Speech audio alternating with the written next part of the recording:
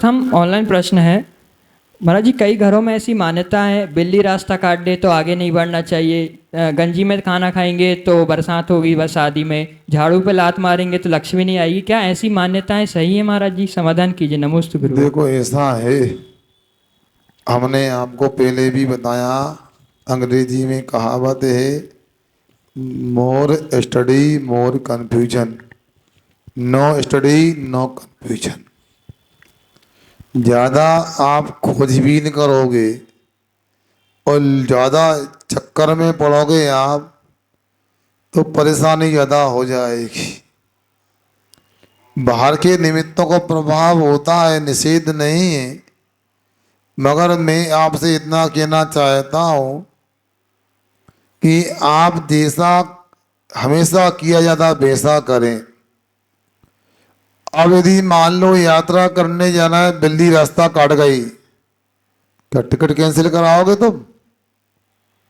इसलिए थोड़ा वहां रुक जाओ, ये एक कायसर कर लो, आगे बढ़ जाओ, मना नहीं है।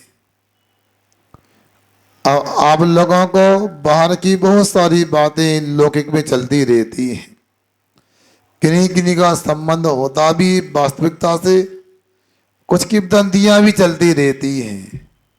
इसलिए ज़्यादा अपने को ध्यान नहीं देना चाहिए। अपना उद्देश्य अच्छा हो तो हमेशा परिणाम भी अच्छा मिलने वाला है। अपने उद्देश्य की ओर ध्यान रखो, अच्छी भावना को लेकर काम करो, हमें सफलता मिलने वाली है। अगला ऑनलाइन प्रश्न है महाराज जी, आत्मा तो अमूर्तिक है, उसका मूर्तिक कर्मों के साथ बंध कैसे हो जाते हैं? समाधान कीजिए। नमस्ते। देखो अक्षत भैया, अभी ध्यान कराया था हमने, अन्यत्र भावना को लेकर के ये चिंतन कर रहे थे। दौलत राम जी ने छेडाला ग्रंथ में लिखा है, जल पे जीतन नेला, भाई भिन्न भिन्न नहीं भेला, जो प्रगट जुरे झंदामा, क्यों हुए एक मिली सुत रामा।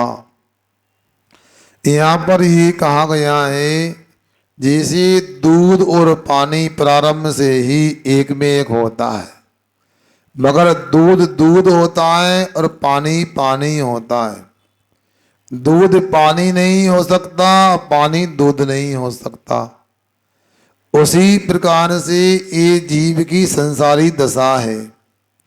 अनादि काल से पुद्गल के साथ ये आया है चल करके, और यदि वेद विज्ञान नहीं करेगा, मोक्ष मार्ग को अंगीकार नहीं करेगा, आगे भी ये शरीर के साथ अनंत काल तक दुखी होता रहेगा।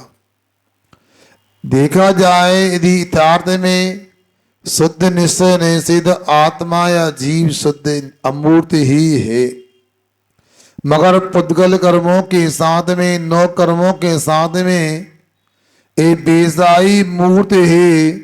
जैसे दूध के साथ पानी भी दूध खिलाता है, क्या पानी दूध हो सकता है?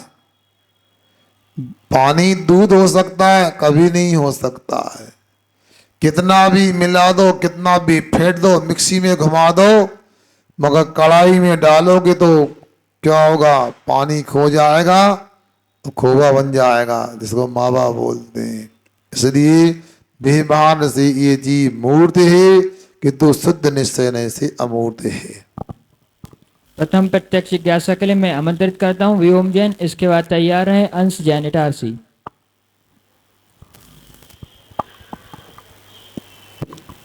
नमस्ते महाराज जी, मेरा प्रश्न है कि आप टमाटर नहीं लेते तो आप टमाटर में क्या दोष है?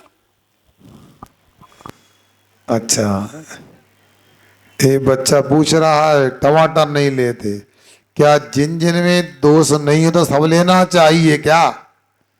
अरे जिनमें दोष होता वो कभी नहीं लेना चाहिए, मगर जिनमें दोष नहीं होता उनमें भी आप त्याग कर सकते हैं, सीमा कर सकते हैं। टमाटर को लेकर एक बच्चे ने पूछा, पता है बच्चे का प्रश्न है कि परिवार वालों का प्रश्न है? मगर प्रश्न तो है, इसलिए मैं समाधान ये कर रहा हूं। टमाटर को लेकर मतांतर लोगों के हैं। कोई कहता है भाव बीजा होता इसलिए नहीं खाना, कोई कहता लाल होता है इसलिए नहीं खाना। हम कहते हैं संसार में खाने के योग्य इतनी सारी वस्तुएं हैं, और जिस वस्तु में लगे आपको खाएं या नहीं खाएं तो नहीं खाना चाहिए। हमारे साथ के महाराज, जिनके बारे में हमने विस्तार से दीक्षा दिवस के दिन 28 तारीख को मध्याह्न में बताया था, जिनका पुण्य था उन्होंने जरूर सुना था। वो कहते थे, कौन मुंशी कृष्ण सागर जी महाराज, खाना ना खाना तो ना खाना, पाखाना जाना तो ना जाना। समझ में आया? नहीं आया? यदि भोजन करें क्या नहीं करें तो नहीं करना चाहिए, स्वास्थ्य ठीक रहेगा आपका। और शौचालय जाए क्या नहीं जाए तो जरूर जाना चाहिए, आप स्वस्थ रहोगे। उल्टा नहीं करना कि खाना नहीं खाना तो खाना, तो फूड पॉइजन हो जाएगा, मर जाओगे। पाखाना जाना ना जाना तो नहीं जाओगे तो मर जाओगे। इसलिए आप लोगों को कोई वस्तु खाना नहीं खाना तो ना खाना ही अच्छा है, उसमें कल्याण है। अभक्ष्य पदार्थों को तो खाना ही नहीं, मगर भक्ष्य पदार्थों की भी मर्यादा करने को कहा। प्रातः काल पुरुषार्थ सिद्धि उपाय में आपको हमने भोगोपभोग परिमाण के अंतर्गत बताया था, मगर आप लोगों के भाव बढ़ते जा रहे हैं। आप लोगों के इतने भाव बढ़ गए, अब तो लगता है महाराज की आवश्यकता नहीं है, बिहार करें महाराज। क्यों? न सुबह कक्षा का लाभ लेने के मूड में, ना दोपहर में आना चाहते, और शाम को भी ऐसे ही आते थे। फिर बारात निकलती थी, क्या जनमासे की चाल। जानते हो मनीष जनमासा क्या होता है? क्या होते हैं? जहाँ बारात रुकवाई आती है वो जनमासा होता है, और वहां से बारात लगती है। भले 100 मीटर जाना लड़की के दरवाजे तक, तो 1 घंटा में पहुंचे आराम से, थरकते थरकते। तो ऐसे ही आपका हाल है। 6 बजे महाराज को आना, हमको तो अब जब चाहे स्वतंत्र भारत है, क्या मतलब आजाद भारत है। आना है तो आएंगे, नहीं आएंगे नहीं आना तो नहीं आएंगे, देर से आना देर से आएंगे। भाई ऐसा करने में मुझे कोई दिक्कत नहीं, आपको लाभ नहीं मिलेगा। बहुत सारे प्रसंग कब दोपहर में आ जाए, कब सुबह आ जाए, मैं भी सोच करके नहीं आता हूँ क्या बोलना है। ध्यान भी होता है, तो वो तो आपके पुण्य से जो चिंतन आ जाए तत्काल में आपके सामने उपलब्ध हो जाता है। ये तो आप लोगों का पुण्य का उदय है या गुरु महाराज का आशीर्वाद है, इतना कह सकते हैं।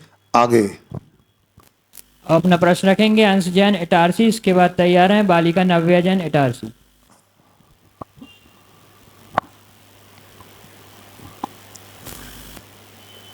नमोस्तु महाराज, दीक्षा में महाराज जी, मेरा प्रश्न है मंदिर जाते हैं जब तो निश्चय निश्चय क्यों बोलते हैं?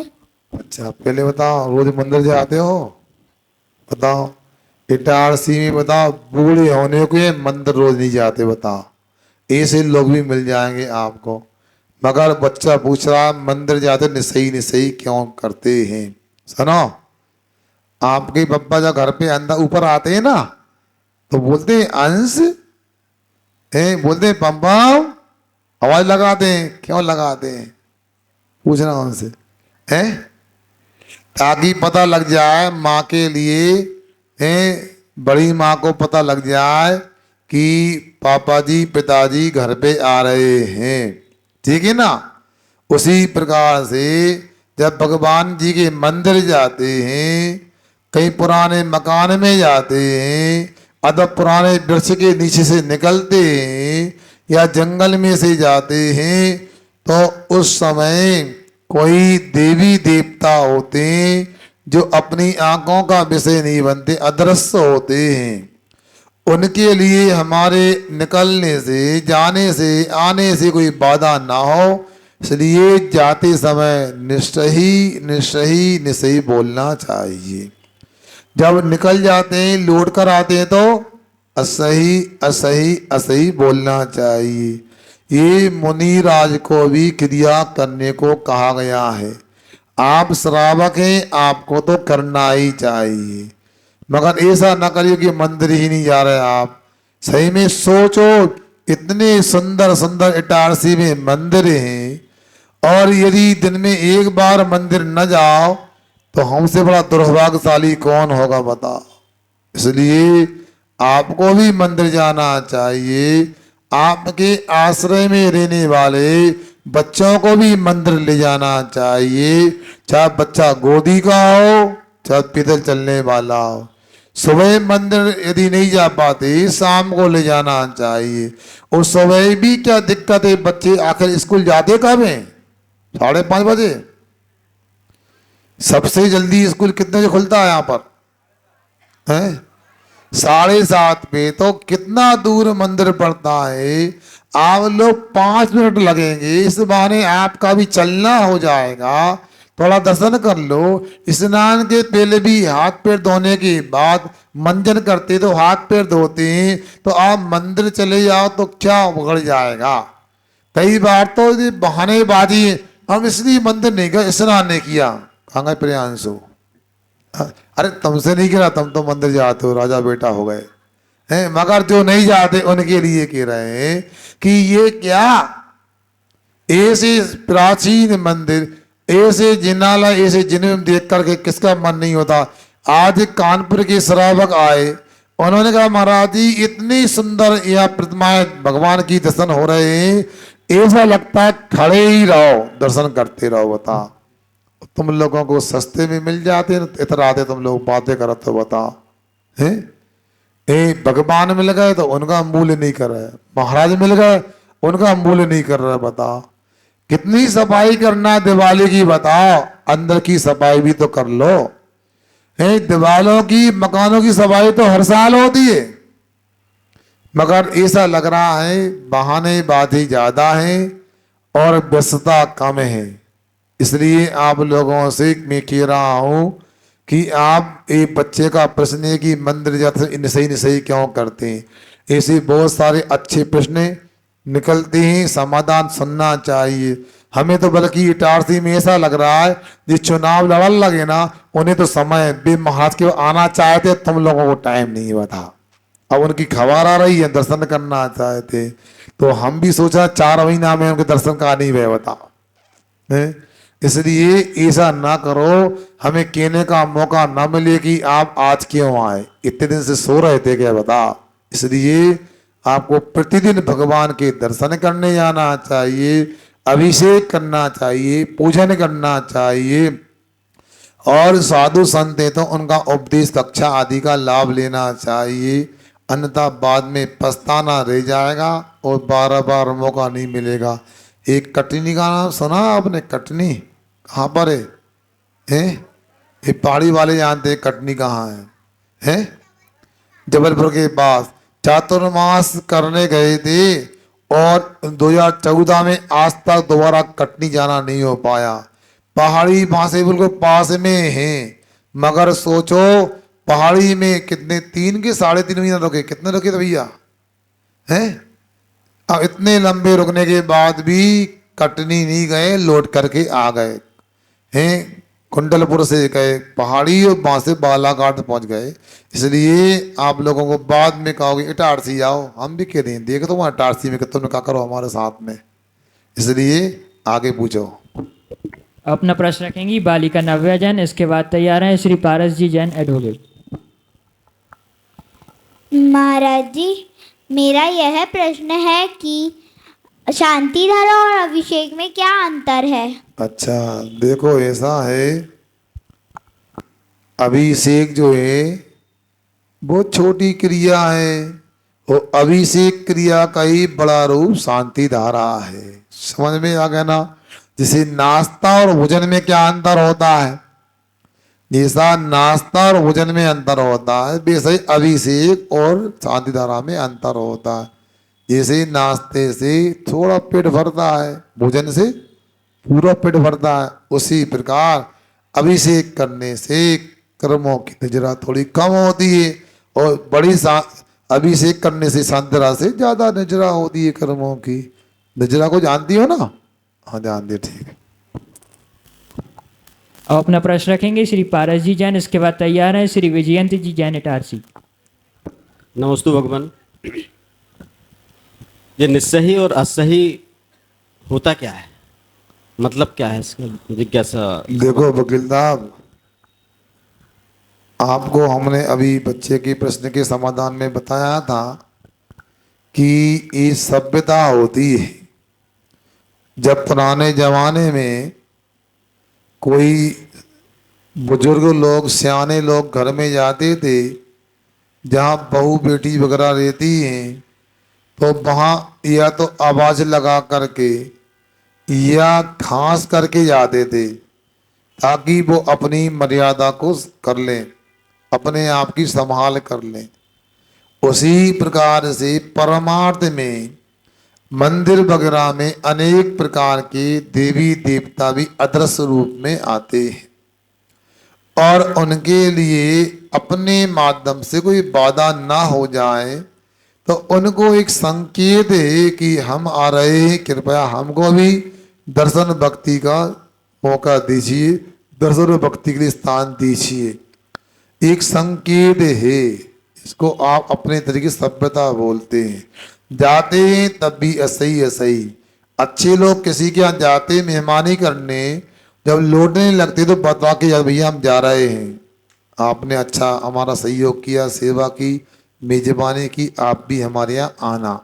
इसी प्रकार एक क्रिया होती है ताकि किसी को बाधा ना आए। जैसे अभी आप खड़े हैं, आपके सामने कोई आके कोई खड़ा हो जाए, गुस्सा आएगा कि नहीं आएगा? आ सकता है कि हम महाराज जी के पास में आज ही आगे खड़ा हो गया। तो उसी प्रकार देवी देवता को भी कहीं कोप ना हो, गुस्सा ना हो जाए, नहीं तो अन्यथा दिक्कत हो सकती है। मुझे किसी साधु ने बताया था कुंडलपुर में कि एक व्यक्ति भगवान के बिल्कुल सामने खड़ा हो गया और पता नहीं अचानक क्या हुआ, बाद में उसको हटा के पटक दिया आंगन में ले जाके। थोड़ी सी साइड से अपन को दर्शन करना चाहिए, पीछे वालों को कभी दर्शन में विघ्न नहीं आना चाहिए। एक बात हमने सुनाई थी, आपको याद हो शायद, दर्शन करते भक्त को रखना इतना ध्यान, पीछे ठाड़े भक्त को दिख जाए भगवान। इसलिए ये अपने आप में एक संकेत है, सिग्नल बोल सकते हैं इसके लिए। नमस्ते भगवान। एक प्रश्न और है, यक्ष प्रश्न है वर्तमान समय को देखते हुए कि जो वास्तु दोष की बात करते हैं कि मंदिर में भी या भगवान के विराजमान करने में या वेदी में वास्तु दोष के कारण क्या मंदिर का निर्माण रोका जा सकता है? देखो वकील साहब, ऐसा है, इसका निषेध भी नहीं कर सकते और ज़्यादा इस पर निर्भर भी नहीं रह सकते। अनेक प्रकार के निर्माण होते हैं जो वास्तु के अनुकूल भी होते हैं, प्रतिकूल भी होते हैं। यदि आपको विकल्प है कि हमें वास्तु का ध्यान रखना है तो निर्माण करने के पहले अच्छे से, जिससे संतुष्ट हैं, इसे वास्तु शास्त्री को बुला करके अपने भवन को, अपने प्लाट को, जमीन को दिखा लेना चाहिए। और यदि आपने बना लिया तो बाद में विकल्प नहीं करना चाहिए। कोई व्यक्ति यदि मुफ्त में सलाह देता है, वकील साहब ये मकान का स्थान अच्छा नहीं है, ये कोना कट रहा है, उनसे भैया शांत रहो, हमें नहीं पूछना आपसे, बिल्कुल फुल स्टॉप कर दो, पूर्ण विराम। क्योंकि कुछ लोग फ्री में सलाह देके विकल्प करा के चले जाते हैं। यदि आपको विकल्प है तो पहले समाधान करना चाहिए। दूसरा यह है, यदि आपने मकान बना लिया तो फिर अपने मकान के सामान को भी आगे पीछे करके सुधार कर सकते हैं। एक पंडित सरमन लाल जी हुए हैं, उन्होंने बिना तोड़ फोड़ के भी वास्तु ठीक करने के तरीके बताए, शांति मंत्र आदि के अनुष्ठान उन्होंने बताए हैं। कोई हमारे पास आता तो हम जितना बनता उसको समझा देते हैं, मगर ज़्यादा उलझना नहीं चाहिए। अब क्या होता है, यदि मान लो कोई मकान बन गया और वास्तु दोष है भी और आपने मतलब बिना पूछे बता दिया, तो उसको जो वास्तु दोष का प्रभाव 20 साल बाद पड़ना है, वो आज ही आपके मन में आ जाएगा, आज ही वो प्रभाव पड़ने लगेगा। इसलिए आपको पहले विचार करना चाहिए। मंदिर का निर्माण हो चाहे अपने मकान का निर्माण हो, पहले करना चाहिए। भूमि जागरण भी की जाती है और भूमि पूजन भी होती है, इसके बाद में शिलान्यास भी होता है। जो भी है अपने को क्रमबद्ध काम करना चाहिए। बाकी ऐसा कुछ नहीं है अपने को कि कुछ कर ही नहीं सकते। ज़्यादा है भूमि यदि सुप्त है, ऊर्जा नहीं है, तो उसका तरीका ये भी हो सकता है, अब जहाँ तक पुरानी मिट्टी ज़मीन में है उसको लोग निकाल देते हैं और नीचे की नई मिट्टी से निर्माण चालू करते हैं। इसका निषेध नहीं कर सकते, मगर यदि तीव्र पुण्य का उदय हो, अंतरंग निमित्त प्रबल हो, तो ये वास्तु ज्योतिष तो बाह्य निमित्त हैं, इनके बिना भी काम चल सकता है। एकांत से कोई कहे नहीं, ज्योतिषी वास्तु को मानना ही चाहिए, इनके अनुसार काम करना चाहिए। तो मैं पूछना चाहता हूँ, राजा दशरथ जी और राजा जनक जी, नाम सुना आपने? राम के पिताजी दशरथ जी और जानकी के पिताजी क्या? हाँ, जनक जी। क्या इनके दरबार में ज्योतिषी नहीं होते थे, पंचांग नहीं होते थे? इन्होंने क्या मुहूर्त नहीं मिलवाया? सुनते हैं राम और सीता के पूरे 36 गुण मिले थे। कितने होते हैं बताओ ना, कितने गुण थे कुंडली में? पूरे मिले थे। मगर देखो उनकी भी परीक्षा हुई, वनवास हुआ। राज तिलक के समय भी मुहूर्त निकलवाया होगा। अब राज तिलक का मुहूर्त था, राम का राज तिलक होना था, भरत जी का हो गया और राम जी का वनवास हो गया। इसलिए ये आप लोग ज्यादा अपने को विकल्प में नहीं लेना चाहिए। जितना बनता उतना कर लो, ज्यादा उस पर निर्भर करोगे तो ठीक नहीं। मैं तो ये कहता हूँ अच्छे से देव शास्त्र की आराधना करो। और मैं तो कहता हूँ रोज सुबह उठ करके 100 काम को नहीं, करोड़ काम को छोड़ करके शुद्धि के वस्त्रों को पहन करके अभिषेक करो और कम से भगवान की एक पूजन करो, पूरा वास्तु ठीक हो जाएगा तुम्हारा। अब अपना प्रश्न रखेंगे श्री विजयंती जी एन इटारसी। नमोस्तु महाराज जी। महाराज जी, जीवन में जो व्यवहार होता है वो सरल सीधा होना चाहिए या टेढ़ा मेढ़ा कठिन होना चाहिए? मैंने आज सुबह एक लाइन पढ़ी थी कहीं कि जो टेढ़े मेढ़े वृक्ष होते हैं जंगल में वो हमेशा खड़े रहते हैं और जो सीधे सरल वृक्ष होते हैं उन्हें काट दिया जाता है। हाँ। इसी तरह समुद्र का पानी भी खत्म हो जाता अगर वो खारा ना होता। तो हमें अपनी वाणी में मिठास रखनी चाहिए या खारापन रखना चाहिए महाराज जी? नमोस्तु महाराज जी। देखो ऐसा है, हम लोग अनेकांत की उपासना करने वाले हैं, हमको एकांत से कुछ नहीं। अंदर में तो प्रत्येक व्यक्ति को सरल ही होना चाहिए, सीधा साधा होना चाहिए, मगर व्यवहार में बाहर में अब कभी आवश्यकता तो टेढ़ा बनना भी आना चाहिए। सीधापन का लोग दुरुपयोग भी कर लेते हैं। एक हमारी भी स्वयं की गंदी आदत है, कोई भी गलती करे, गड़बड़ करे, हम पिघल जाते हैं। तो वो दुरुपयोग करता, अरे महाराज तो कुछ नहीं, तरह उनको हंसा के सही कर लेंगे। यदि वो टेढ़ा हो जाए तो पसीना आ जाता। ये ध्यान रखना चाहिए आप लोगों को। इसलिए आज जब धर्म की आराधना करने से भगवान बनते हैं, अभी ध्यान कराया हमने कहा कमर सीधी रखो, गर्दन सीधी रखो, ये सब सीधेपन के लिए, सरलता के लिए आपको संकेत दिए, तभी आपका ध्यान हो पाया। इसलिए मोक्ष मार्ग में सरलता होना चाहिए। इतनी सरलता भी नहीं होना चाहिए कि अपन कुछ अपनी बात अपने गुरु को न बता पाए, अथवा इतना संकोच ही नहीं होना चाहिए कि जो बात उचित है सामने वाले को न बता पाए, मगर इतने टेढ़े भी नहीं होना चाहिए कि वो 50 बार आके दंड बैठक लगा दे तो अपने को क्षमा करना भी नहीं आए। तो अनुपात में दोनों आवश्यक होते हैं, टेढ़ापन भी और सरल सीधापन भी होना चाहिए। ये तो मैंने भी पढ़ा था, सुनो, एक क्लास बाद में लगाई पाठशाला।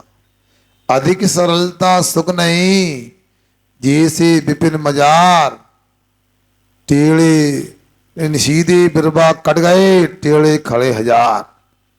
सीधे जंगल में वृक्ष कट जाते हैं, और टेढ़े हमेशा बने रहते हैं। मगर ये व्यवहार की बात है, सरलता तो होना चाहिए। अधिक सरलता भी ठीक नहीं और अधिक टेढ़ापन भी ठीक नहीं होना चाहिए। पापों के लिए अपन टेढ़े होना चाहिए, धर्म के लिए सीधे होना चाहिए। ये अपने को हमेशा ध्यान रखना चाहिए।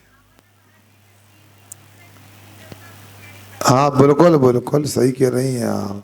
ज्यादा टेढ़ी का तो टूट जाए तो वो फ्रैक्चर हो जाए, ये भी तो ध्यान रखो। उतना टेढ़ा करो जितना आवश्यक है, अनावश्यक टेढ़ा भी ठीक नहीं और अनावश्यक सीधापन भी ठीक नहीं है। ठीक पूछो। एक और ऑनलाइन प्रश्न है महाराज जी। सृष्टि जैन ग्वालियर से नमोस्तु निवेदित कर पूछ रही हैं, उन्होंने पूर्व में शंका समाधान देखा तो उसमें किसी का प्रश्न था कि देवी देवता को गृहस्थ श्रावक अपने किसी संकट, बीमारी, दुर्घटना आदि में मदद के लिए भगवान की तरह अर्घ देकर नहीं बल्कि साधर्मी मानकर बुला सकता है क्या? तो आपने कहा था हाँ, साधर्मी मानकर संकट में मदद हेतु बुला सकते हैं, अर्घ देकर नहीं। तो वैसे तो यह कहा जाता है कि भगवान की भक्ति करने से देव बिना बुलाए ही हमारी मदद करते हैं। तो गुरुदेव, आपने ऐसा क्यों कहा कि संकट में गृहस्थ उन्हें मदद के लिए साधर्मी मानकर बुला सकते हैं? समाधान कीजिए। नमोस्तु गुरुवर। जो हमने समाधान पूर्व में किया था, अच्छे से सुने आप लोग। हमने ये कहा था कि आप लोग दुनिया के देवी देवता के चक्कर में ना पड़ो। आपको यदि मान लो ज्यादा विकल्प है तो अच्छे से रमोकाल मंत्र की आराधना करो, और रमोकाल मंत्र की आराधना करने से सब प्रकार के देवता आपका सहयोग करने के लिए हमेशा तत्पर रहेंगे। हाँ, और दूसरा अहिंसा धर्म की आराधना करो तो देवता भी प्रसन्न हो जाएंगे। आचार्य श्री ने एक दोहा लिखा है, पानी भरते देव हैं बहेबव होता दास, मृग मृगेंद्र आ बैठते देख दया का वास। जहाँ पर दया का वास होता है, जहाँ दया पाई जाती है, वहाँ देवता लोग भी आपके पानी भरने के लिए सेवा करने को आते हैं। चक्रवर्ती की संपत्ति भी आपको सेज में प्राप्त हो जाती है। इसलिए जब आप दया धर्म का पालन करोगे, रमोकाल मंत्र की आराधना करोगे, तो अपने आप सभी देवी देवता आ जाएंगे, बुलाने की आवश्यकता नहीं। और अहिंसा का पालन नहीं करोगे, सच्चे देव सदगुरु की आराधना नहीं करोगे, तो बुलाने से भी नहीं आने वाले, ऐसा समझना चाहिए। इसलिए आप लोगों को सच्चे देव शास्त्र गुरु को केंद्र में रख करके धर्म कार्य जरूर करना चाहिए। और मैंने एक बात और कही है, जिन्होंने प्रश्न ग्वालियर से पूछा वो भी सुन ले, कि देवी देवता जो होते हैं वो सरल के लिए सरल भी होते हैं और कठोर को कठोर भी हो जाते हैं। यदि मान लो हम सेजता में सच्चे देव शास्त्रों की आराधना करते हैं, रमोकाल मंत्र की आराधना करते हैं, तो ये पक्का मानना वे देवी देवता आपके लिए सहयोग करेंगे, कभी बाधक नहीं बनेंगे। और आपने यदि देव सच्चे देव शास्त्रों की आराधना नहीं की, उल्टा सीधा किया, तो आपके लिए परेशान भी कर सकते हैं। इसलिए याद रखो, जो मिथ्या दृष्टि देवी देवता होते हैं वो कुल देवता मान करके, कुल परंपरा मान करके सच्चे देव शास्त्र की आराधना किया करते हैं। जो सम्यक दृष्टि देवी देवता होते हैं वे तत्व ज्ञान के माध्यम से कर्मों के नाश करने के उद्देश्य से उनको उनकी आराधना करते हैं। मैं इतना जानता हूँ कि चतुर्निकाय के देवी देवताओं में गृहीत मिथ्यात्व नहीं होता है, इतना आप लोगों को ध्यान रखना चाहिए। इसलिए वो बुलाएंगे तो बुलाने से भी नहीं आएंगे, यदि मैंने पहले कहा तो सुधार भी सकते हैं। इसलिए आप देव शास्त्रों की आराधना करें। और मैंने एक बात ये भी कही, अभी एक विद्यार्थी आया था तो हमने कहा देखो तुम घर से बाहर निकलो, इस प्रकार का 9 बार रमोकाल मंत्र पढ़ना और पूरे हाथ को शरीर पर लगा लेना, ये सुरक्षा कवच होता है। गाड़ी में यात्रा करते हैं, कहीं दुर्घटना की संभावना, कोई लूटने वाला मिल सकता, कोई पकड़ने वाला मिल सकता, कई दिक्कत होती है। तो अपने को 9 बार रमोकाल मंत्र पढ़ करके अपनी सुरक्षा का कवच घर से निकलने के पहले बना लेना चाहिए। अहिंसा परमो धर्म की।